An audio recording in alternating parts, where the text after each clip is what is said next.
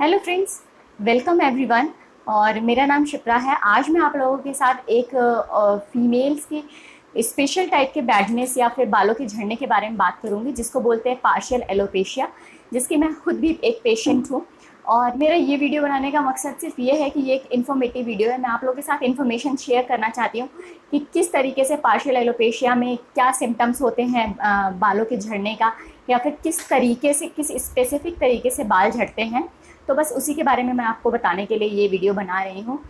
मैं इसकी सफ़र रह चुकी हूँ फ्रॉम लास्ट 7 to 8 ईयर्स। मैं इस परेशानी से पिछले 7-8 साल से परेशान हूँ।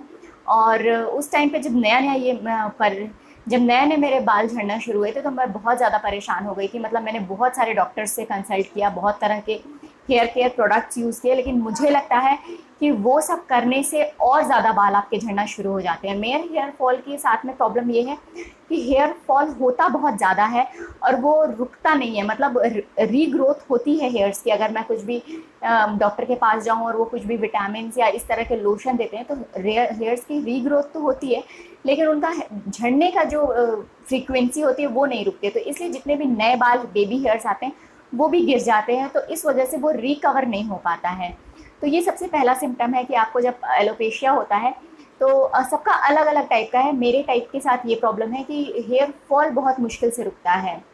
और स्पेशली जो वेदर चेंज का टाइम होता है उस टाइम पे हेयर फॉल बहुत ही ज़बरदस्त होता है। जैसे कि अभी जब बारिश का मौसम आता है, जुलाई वाला मंथ, उस टाइम पे तो स्वेटिंग इतनी ज़्यादा होती है। उस टाइम पे नॉर्मल लोगों को भी हेयर फॉल बहुत ज़्यादा होता है और मेरा हेयर फॉल उस टाइम पे बहुत एक्सट्रीम लेवल का होता है। और जब ठंड आना शुरू होती है, नवंबर दिसंबर का जो मौसम होता है, उस टाइम पे भी मेरे बालों का झड़ना बहुत ज़्यादा हो जाता है। तो जितना भी मैं मेहनत करके साल भर में रीग्रो करती हूँ हेयर्स, वो सारे बेबी हेयर्स तक भी मेरे सारे के सारे सिर्फ ये 1-2 महीने के हेयर फॉल में चले जाते हैं। मेरे बालों का झड़ना 7-8 साल पहले शुरू हुआ था। उस टाइम पे मेरे कांटेक्ट में, मेरे नॉलेज में किसी का भी हेयर फॉल इस तरीके से नहीं होता था। तो मेरे फ्रेंड्स ने ही मुझे अवेयर करवाया था कि तुम्हारे हेयर की जो वॉल्यूम है वो बहुत ही कम होता जा रहा है। आप अभी भी देख सकते हैं कि मेरे हेयर्स में वॉल्यूम बहुत कम है, मतलब बहुत ही थिन हो चुके हैं हेयर्स।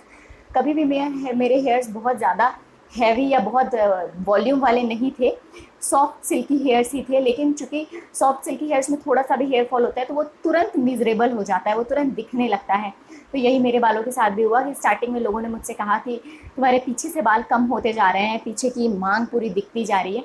फिर मैंने नोटिस में लिया अपने इस प्रॉब्लम को, और फिर मैंने बहुत सारे डॉक्टर्स, बहुत सारे स्किन स्पेशलिस्ट, होम्योपैथिक रेमेडीज़, हर तरह की रेमेडीज़ को अप्लाई किया। कुछ चीज़ें मुझे सूट भी करी जिसकी वजह से मेरे ये बाल आप देख सकते हैं, और कुछ चीज़ें सूट नहीं करी जिसकी वजह से काफ़ी सारे बाल भी गए। उस टाइम पे तो मेरा हेयर फॉल इस तरीके से होता था कि मैं जिस पिलो पे सोती थी उस पर, मतलब वो पूरी पिलो भर जाती थी हेयर फॉल से। पूरे छोटे छोटे छोटे छोटे उस पर बाल दिखते थे, पूरे के पूरे स्ट्रैंड्स दिखते थे, जड़ों से बाल टूटते थे। तो इस तरीके से मेरी प्रॉब्लम शुरू हुई और फिर मैंने बहुत सारे डॉक्टर्स को दिखाया। तो डॉक्टर्स कुछ मेडिसिन देते थे, तो उसका ये इफेक्ट होता था कि जितने टाइम मैं मेडिसिन को लेती थी या फिर अप्लाई करती थी टॉनिक वगैरह, उतने टाइम तक तो सब कुछ ठीक रहता था। लेकिन जैसे ही मैं वो सब कुछ छोड़ दी थी, बालों का झड़ना फिर से शुरू हो जाता था। और आप सब लोग को पता है कि मतलब इस तरह की मेडिसिन से आप रेगुलर नहीं ले सकते, वो भी बहुत यंग एज पे। मतलब जब आप इतने रिस्पॉन्सिबल नहीं होते, ज़रा सा हेयर फॉल रुक जाता है या फिर डेंसिटी बढ़ जाती है तो फिर हम थोड़ा सा केयरलेस होकर के छोड़ देते हैं चीज़ों को। तो वो चीज़ें मेरे साथ हुई। और मेरे तो मुझे बहुत सारे लोगों ने बताई थी होम रेमेडीज़, लेकिन मुझे चूँकि उस चीज़ों पे भरोसा नहीं था तो वो मैंने उस टाइम पे अप्लाई नहीं किया। लेकिन उस चीज़ का आज मुझे थोड़ा सा पछतावा है कि शायद मैंने वो होम रेमेडीज़ भी अप्लाई कर ली होती तो आज मेरे बाल थोड़े ठीक हो गए होते। लेकिन फिर भी जो भी है मैं उनसे खुश हूँ। मैं आपको अपने पैटर्न की अगर मैं बात करूँ तो एलोपेशिया हेयर फॉल का पैटर्न कैसा होता है, ये देखिए। स्टार्टिंग में मेरे बाल जो थे वो यहाँ से बहुत ज़्यादा हल्के हो गए थे, इस एरिया से बहुत ही हल्के हो गए थे, ये एरिया के बाल थे। लेकिन अब जो पैटर्न है ये समय के साथ साथ अब चेंज हो गया है। यहाँ से बाल हेयर फॉल होना कम हो करके और अब मेरे बाल इस एरिया, ये जो क्राउन एरिया है पर्टिकुलर, यहाँ से मेरे बाल अब हेयर यहाँ से ज़्यादा झड़ते हैं। आप देख सकते हैं कि पीछे के बाल तो हल्के हैं ही जो हैं, यहाँ पे बाल बिल्कुल ख़त्म हो रहे हैं।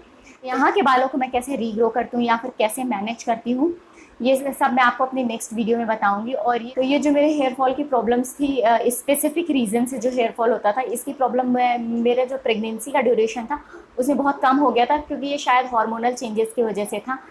हालांकि ऐसा नहीं है कि मैंने कभी भी अपने हार्मोन्स की टेस्टिंग नहीं करवाई थी। मैंने पहले जब मेरा हेयर फॉल शुरू हुआ था और मैं स्किन पे स्पेशलिस्ट के पास गई थी, तो उन्होंने हर तरह की मेडिसिन देने के बाद जो चीज़ मेरे ऊपर अप्लाई करी थी वो यही करी थी कि हर तरह के टेस्ट, जैसे थायराइड के टेस्ट, हार्मोन्स के टेस्ट और हर तरह के टेस्ट करवाए थे। फिर स्कैल्प थेरेपी भी करवाई थी, स्कैल्प का एग्जामिनेशन भी करवाया था, और उसको ऑब्जर्व में भी रखा था कुछ दिन तक। और उन्होंने ये चीज़ क्लियर करी थी कि ये फीमेल टाइप बैडनेस है या फिर पार्शियल एलोपेशिया का केस है। आप देख सकते हैं कि मेरी जो आईब्रोज भी हैं वो भी काफ़ी थिन है। जैसे ही हेयर फॉल मेरा स्टार्ट होता है बहुत ज़्यादा, तो मेरी जो आईब्रोज होती है वो भी बहुत ज़्यादा थिन होने लगती हैं। बहुत सारे लोगों के साथ में होता है कि उनकी ये जो पलकें होती हैं ये भी बहुत ज़्यादा हल्की हो जाती हैं या उनके बॉडी पे भी हेयर्स नहीं होते, लेकिन मेरे साथ ऐसा नहीं है। मेरे सिर्फ आईब्रोज ही हल्की होती हैं, बाकी ये वाली ब्रोज ठीक है मेरी।